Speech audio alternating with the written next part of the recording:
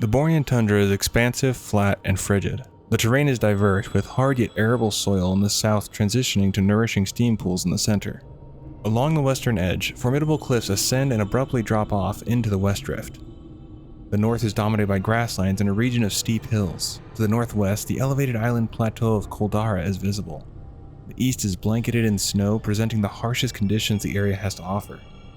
A river forms a natural boundary separating the Borean Tundra from the Dragonblight.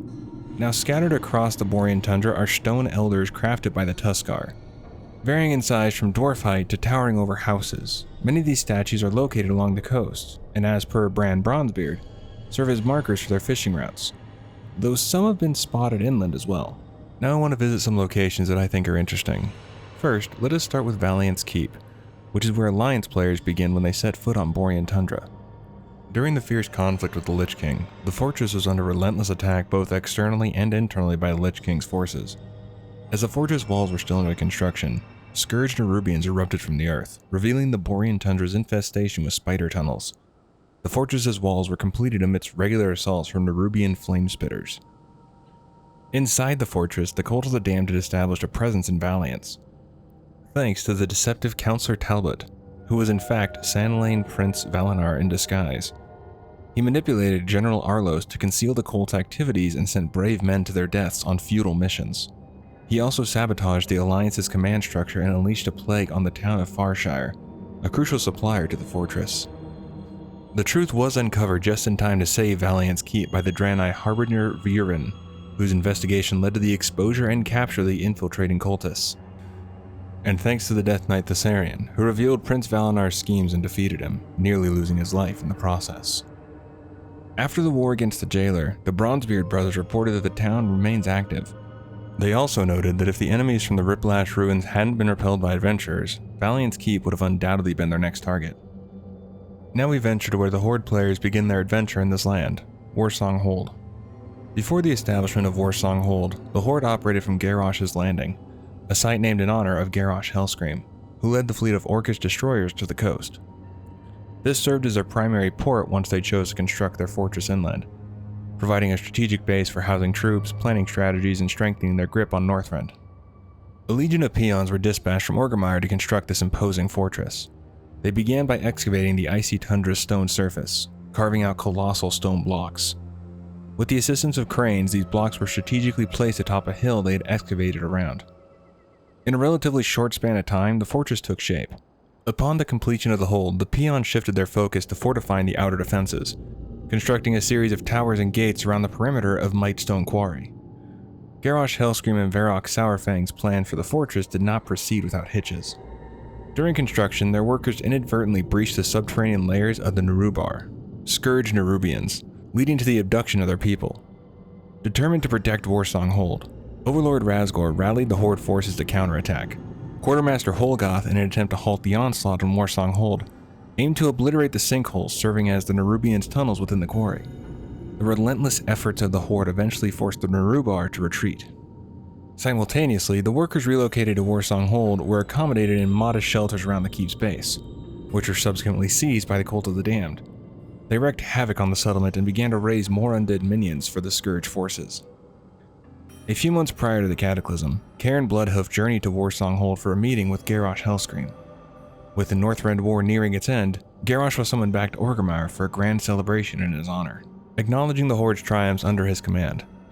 It was then disclosed that Varrock Sourfang, his trusty deputy, would stay behind at the Hold, leading the Horde's Northrend skeleton crew, the Warsong Offensive, and the Horde Expedition. As Garrosh and Cairn prepared to transport the majority of the fortress and Warsong Offensive's forces back to Kalimdor, the Kavaldir launched another assault. However, they successfully evaded the attack and made their escape by sea. After the conflict with the jailer, the Bronzebeard brothers relayed that the fortress, though still standing, was partially shrouded in webs, giving it an eerie, nightmarish appearance. We now travel to the east to a village called Kaskala. Once a thriving Tuskar port on the eastern coast of the Borean Tundra, now lies in ruins. It was the former capital of the Tuskar and their largest port until the Kavaldir longships emerged from the mists, initiating a brutal onslaught. The survivors sought refuge in Unupe, to the east, where many remain. Kaskala is known for its stone statues, which are said to house the spirits of departed Tuskarr elders, making the Kavaldir invasion even more heartbreaking. After the battle with the jailer, the Bronzebeard brothers encountered Tuskarr who expressed their determination to reclaim Kaskala. Despite their peaceful nature, they believe in exacting justice against those who have harmed their kin. We now venture to the southwest where we find the Riplash Strand and the Riplash Ruins. Riplash Strand is a coastal stretch that once fell under the dominion of the Naga. However, the ruthless Kavaldir invaded, seizing control. Scattered along the shore are remnants of Night Elf ruins, likely an extension of the Riplash ruins located further south. Once a grand Night Elven city stood here, its glory now reduced to a few half-standing structures scattered among drifting icebergs. The most preserved among them is a temple dedicated to Elune, though the goddess hasn't graced these grounds in ages. The ruins were claimed by the Riplash Naga after the Great Sundering, replacing Elune's presence with a statue of their queen Ajara. Half a millennium ago, the Riplash Naga were ruled by Emperor Raz Nazjan, when the formidable kraken Leveroth was imprisoned in the waters beneath the ruins by Ajara herself. She bestowed a blessing upon his trident, ensuring it would slay the beast should it ever break free. The awakening of Vrykul by the Lich King was not the only disturbance in Northrend. The North Sea freebooters pirates, driven by sheer greed, brought the Kavaldir to Northrend shores by pilfering artifacts from a Vrykul burial ground, thus disturbing the spirits of the deceased. One of these Kavaldir clans, the Skadir, landed their longships at the ruins, annihilated the Naga, leaving only Viha, and claimed the ruins as their own, using them as a launching pad for their assaults in the Borean Tundra. During the war against the Lich King, Alliance adventurers were dispatched to the ruins to repel the Kavaldir. As Valiance Keep was next in the line of fire, the Skadir had plans to resurrect Leveroth, with one of their leaders, Ragnar Drakarland, found wielding the Trident of Nazjan in an attempt to awaken the beast. Viha later commanded his demise, as well as that of the Kraken. In the aftermath of the war against the jailer, the Bronzebeard brothers reported that the Skadir continued to summon their accursed mist over the area, obscuring a clear view of the ruins. Finally, we shoot northwest to Coldarra. During the War of the Ancients, Malygos, the dragon who suffered the loss of most of his dragonflight at the hands of Deathwing and the Demon Soul, sought refuge in the icy solitude of Coldarra. Here, he spent millennia spiraling into madness. Before the onset of the Nexus War, the island's surface and the surrounding waters began to crack open, revealing rifts that oozed with magical energy. These were the ominous signs of Malygos' scheming, causing minor tremors that rippled along the coastline. As the Nexus War unfolded, the Blue Dragonflight expanded their reach to the neighboring regions of Northrend, utilizing Coldarra as a training ground for the newly hatched warriors. The Kirin Tor, in response, established a camp known as Transitus Shield on the outskirts of Coldarra. Malygos perceived an overuse of arcane magic by mortal spellcasters across Azeroth. Determined to rectify this issue in his own manner, he resolved to incarcerate and annihilate all mortal mages, redirecting the flow of magic towards Coldarra. Now we move on to the Nexus, and it has quite a bit of history, so let's get into it. In the ancient past, the Titans entrusted Malygos with the guardianship of magic. However, the War of the Ancients brought about a catastrophe, as Deathwing nearly annihilated the Blue Flight, scattering the survivors to the winds. Foreseeing the impending doom, Corialstrasz braved the magical defenses of Malygos' lair to protect the abandoned blue eggs. Overwhelmed by sorrow, Malygos retreated into the depths of the Nexus, paying scant attention to the world for thousands of years. Fast forward to 4 millennia later, a band of Shandarel highborn sorcerers dared to infiltrate the Nexus, seeking to unravel its magical secrets. They succeeded in uncovering the dragon's magical techniques, but their greed led them to pilfer potent artifacts. This act of theft activated the Nexus's magical defenses, plunging the surviving blue dragons into a frenzy. The highborn thieves managed to flee, but the dragons exacted their vengeance on Shandarel. Sometime later, in a moment of cosmic manipulation, the blue dragons pierced the veil of reality, making contact with a peculiar arcane being known as Elunith. Their fascination with Elunith's existence led them to summon it into Azeroth for a closer examination. Upon arrival, Elunith wreaked havoc throughout the Nexus, annihilating numerous invaluable artifacts and power-laden tomes before it was finally restrained. Rather than expressing outrage at the destruction, the dragons were thrilled by Elunith's unpredictable nature. After years of conducting benign experiments on Elunith, the blue dragon's curiosity was quenched, and they returned the entity to its original realm. Many years later, Alunith found itself bound within the grand staff of the Guardian of Tirisfal. After Medivh's demise, Egwene passed the staff to the Kirin Tor, who safeguarded it in the Nexus Vault. Following the conclusion of the Second War, Corialstraz, a member of the Red Dragonflight, ventured into Malygos' sacred haven. He was met with a chilling sight of ice trolls, Wendigos, orcs, an elf, and even Naga, all frozen in time, left as eerie reminders of the dragon aspect's presence. It was Corialstraz who finally persuaded Malygos to step out from his seclusion by offering him a glimmer of hope, the chance to exact revenge for Deathwing's heinous act. Despite the obliteration of the demon soul, Deathwing had managed to survive, leading Malygos to retreat once more into his prolonged solitude. Now we move on to the Nexus War, although sometimes it is called the Nexus Wars.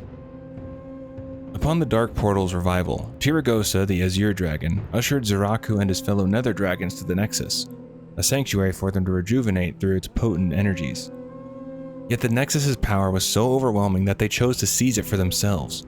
They began to siphon its energy, vowing to never fall under the control of the Orcs or any other being. Arygos and his blue dragon kin stepped in to shield the Nexus, but it was Malygos, emerging from his isolation, who annihilated the Nether Dragons and reclaimed their energies. This act fully awakened him to the world's current state. Regaining his full consciousness, Malygos swiftly evaluated Azeroth's magical landscape and came to a bleak conclusion. Magic was spiraling out of control. He attributed this perilous trend to the mortal races and their reckless quest for magical prowess. Determined to avert a disaster, Malygos declared that the rampant magic must be curtailed by any means necessary. He sought guidance from the Arcanomicon, a map of the world's ley lines bestowed upon him eons ago by the Titan Organon, which had been meticulously updated and refined by the Blue Dragonflight. Utilizing the map, Malygos pinpointed and harnessed the ley lines, channeling the subterranean magical currents towards the Nexus. Here, the energies were amplified through the Nexus's spiraling rings and catapulted into the twisting nether. This redirection of ley lines, however, had catastrophic repercussions, fracturing the world's crust and creating unstable rifts, literal tears in the fabric of existence. The immense flow of Azeroth's arcane energy through the Nexus also altered its structure. A colossal dimensional rift was ripped open within the caverns, birthing arcane anomalies within its corridors and transmuting the Singing Gardens and its protectors into crystalline entities. The mortal races did not overlook Malygos' draining of the world's magic. The Kirin Tor, with their dwindling powers, relocated the entire city of Dalaran to hover above Northrend. Enraged by what he saw as the mortals' blatant disregard for the world's future, Malygos declared war on them, igniting the conflict known as the Nexus War. However, the Kirin Tor was not entirely united. A few members chose to align with the Blue Dragonflight in a bid to maintain power. Empowered and transformed by Malygos, these mage hunters were assigned to seek out and, if necessary, obliterate magical artifacts, to detain or eliminate individuals practicing magic without Malygos' consent, and to assist in the redirection of ley lines using colossal constructs known as Surge Needles. A number of them were welcomed into the Nexus to continue their duties and defend it from intrusion. The escalating militant approach of the Blue Dragonflight drew the ire of the Red Dragonflight. Tasked with the safeguarding of life, they pledged to neutralize Malygos and formed an alliance with the Kirin Tor to counteract Malygos' destructive campaign. During the war, Malygos incarcerated the Red Dragon Kiri Straza within the Nexus, with the intention of coercing her into becoming his new mate. The Kirin Tor and Red Dragonflight eventually besieged the Nexus, enabling the Horde and Alliance to infiltrate its halls and vanquish many of Malygos' most formidable allies. Ultimately, adventurers ventured into the Eye of Eternity to confront Malygos himself. Despite the aspect's unleashing of his arcane power, they managed to slay Malygos with the assistance of Alexstrasza, thus concluding the Nexus War and leaving the Blue Dragonflight without a leader. However, later on, Kaligos would be chosen as the new Blue Dragon aspect. I did what I had to, brother. You gave me no alternative. And so ends the Nexus War. This resolution pains me deeply, but the destruction, the monumental loss of life had to end. Regardless of Malygos' recent transgressions, I will mourn his loss. He was once a guardian, a protector. This day one of the world's mightiest, has fallen. The Red Dragonflight will take on the burden of mending the devastation wrought on Azeroth.